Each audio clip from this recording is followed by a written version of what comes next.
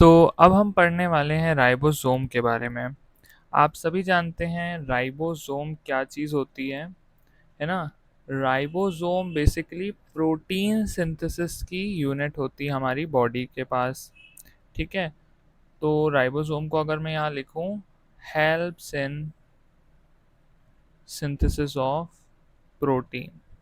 ठीक है, ये हम ट्वेल्थ क्लास में बहुत डिटेल में पढ़ेंगे। अभी आपको सिर्फ स्ट्रक्चर के बारे में पता होना चाहिए, है ना? पहला क्वेश्चन ही देख लीजिए, ये ग्रेन लाइक होते हैं। ठीक है, जब भी हमने सेल के अंदर राइबोसोम बनाया ऐसे बनाया है। ठीक है, तो ग्रेनुलर स्ट्रक्चर है। इसे पहली बार जॉर्ज पेलेड ने खोजा था। प्लीज, मैंने पिछली वीडियो में एक लिस्ट बनाई है साइंटिस्ट की, आप इस चैप्टर के शुरू के पन्ने में ही वो साइंटिस्ट की लिस्ट रख लीजिए उनके ईयर के साथ, है ना? वो इम्पोर्टेंट है। वो आप लास्ट में एक बार रिवाइज करके चले जाएं, आपका काम हो जाएगा। जॉर्ज पेलेड ने राइबोसोम्स की खोज किया था और उन्होंने ये बताया था कि इलेक्ट्रॉन माइक्रोस्कोप के अंदर ये एक डेंस पार्टिकल की तरह दिखते हैं। ओके, अब यहाँ से अब मैं अपना एक्सप्लेनेशन शुरू करता हूँ थोड़ा सा। देखिए, राइबोसोम को हम किस तरीके से देखते हैं। अगर मैं अपने दिमाग में एक व्यू बनाऊँ ना, तो मैं ऐसा बनाता हूँ अपने दिमाग में। तो ठीक है, तो बेसिकली होता क्या है कि राइबोसोम में मैं बोलता हूँ कि एक लार्ज सब यूनिट होगी और एक स्मॉल सब यूनिट होगी। ठीक है, अच्छा, तो मतलब ये एक ही है क्या? तो यस, ये एक राइबोसोम है जिसमें दो पार्ट होते हैं। राइबोसोम में दो पार्ट हो गए, एक बड़ा वाला लार्ज सब यूनिट और एक छोटा वाला स्मॉल सब यूनिट, है ना? ये तो मुझे समझ में आ गया। अब मैं बोल रहा हूँ कि ये बने किससे हैं, पहले ये तो बताइए। ये है क्या, ये गोला क्या है? तो आपको सिर्फ दो चीज़ों के नाम लेना है, प्रोटीन के और आरएनए के। ठीक है, ये दो नाम अगर आपने ले लिया तो आप परफेक्ट, है ना? अब वो वहां पर एग्जाम में क्या करते हैं, वो बोलते हैं प्रोटीन और राइबो न्यूक्लिक एसिड। तो भाई, आरएनए और राइबो न्यूक्लिक एसिड में फर्क है क्या? नहीं है। RNA and ribo nucleic acid, RNA का ही नाम वही है। ठीक है, तो यहाँ लिखा हुआ है। ठीक है, आपको पढ़ना है। और ये फिफ्थ क्वेश्चन देखिए, नॉट सराउंडेड बाय मेम्ब्रेन। कोई मेम्ब्रेन मैंने बनाया क्या इसके ऊपर? नहीं बनाया। तो आप डायग्राम अगर याद रखेंगे, सो मोर और लेस आपका सारा कॉन्सेप्ट क्लियर होगा। अच्छा, अब इसमें एक बहुत बड़ी कहानी आती है और वो कहानी शुरू होती है इन भैया से। Let me find what is its name. Yes, इन भैया से, स्वेटबर्ग से।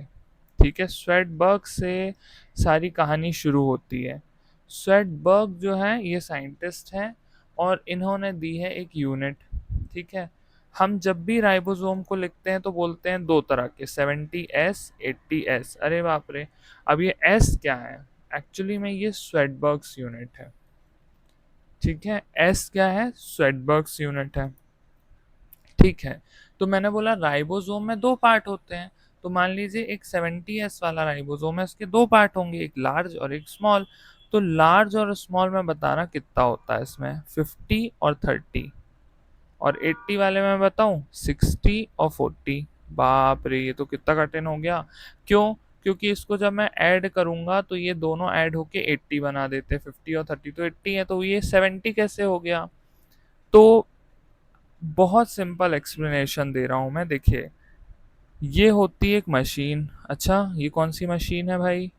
इसमें ऐसे बहुत सारे छेद होते हैं और यहाँ बीच में एक मोटर लगी होती है और ये घूमती है मशीन, ऐसे इसको घुमाती है और ये छेदों में जाता है टेस्ट ट्यूब। ठीक है, यहाँ टेस्ट ट्यूब, और वो घुमाती है। तो इस मशीन को कहते हैं सेंट्रीफ्यूगेशन वाली मशीन, सेंट्रीफ्यूगेशन मशीन। ठीक है, जो कि सेंट्रीफ्यूग करा रही है। ठीक है, सेंट्रीफ्यूग क्या होता है मैं बता रहा हूँ। देखिए, आप जब भी क्या करते हैं टेस्ट ट्यूब में, जैसे आपने ब्लड लिया, ठीक, ब्लड को आप बहुत तेजी से घुमाएंगे एक मशीन के अंदर, तो क्या होगा? ब्लड में जो भारी चीज होगी, है ना, जिसका साइज बड़ा होगा और जिसकी डेंसिटी यानी जो भारी होगा, ठीक है, जो भारी होगा वो कहाँ जाएगा? ऊपर जाएगा ब्लड का कंपोनेंट या नीचे? तो वो नीचे जम जाएगा, यहाँ जमेगा। और जो हल्का होगा वो कहाँ जाएगा, ऊपर चला जाएगा। ठीक है, होता यही है।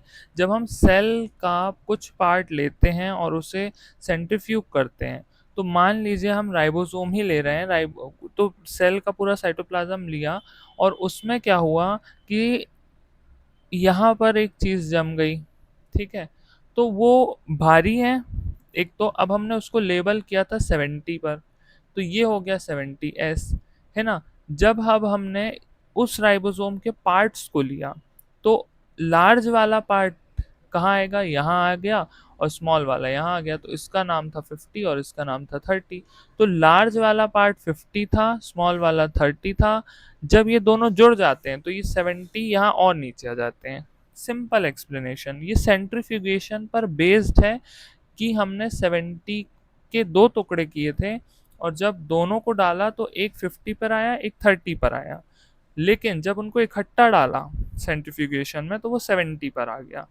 तो हमने इसलिए बोला कि 70 जो है वो किस किस से बना है, 50 और 30 से। ठीक है, सेंट्रीफ्यूगेशन की वजह से हमने ये पता लगाया। वैसे ही 80 में एक बड़ा वाला 60 पर आता था और एक छोटा वाला 40 पर। बाद में सेडबर्ग ने अपनी यूनिट एस बता दिया, क्योंकि उसने बोला भाई मैंने बताया तो मेरा नाम ऐड कर दो। तो 60s एक एंटिटी है, ये मैथमेटिकल नहीं है ना। ये चीज़ सिर्फ हमें ये बता रही है कि कौन सा बड़ा है। ठीक है, क्या चीज़ बड़ी है और भारी है। तो ये देखिए, Svedberg's unit stand for sedimentation coefficient. Sedimentation का मतलब जब हम किसी चीज़ को घुमा रहे हैं और घूमने के बाद कौन सी चीज़ जम रही है, ठीक है, वो सेडिमेंट है। तो जमने को सेडिमेंटेशन कह रहे हैं। तो सेडबर्ग्स यूनिट एक सेडिमेंटेशन कोएफिशिएंट है ना। इट इज इनडायरेक्टली क्या मेजर कर रहा है, मैंने अभी बताया, डेंसिटी और साइज। क्या डेंसिटी होगी क्या साइज होगी वो मेजर कर रहा है। ठीक है, ओके। तो यहाँ पर हम राइबोसोम को खत्म करते हैं, है ना। अगर यहाँ पे लिखना है आपको तो सेडबर्ग्स को आप लिख लीजिए, it is a sedimentation coefficient. बस अगर आप पेपर के पहले इतना पढ़ के चले गए राइबोसोम में से, तो आई थिंक आपका पूरा क्वेश्चन हो जाना चाहिए। Okay, thank you. You can ask any query from in the comment section. Please like and subscribe.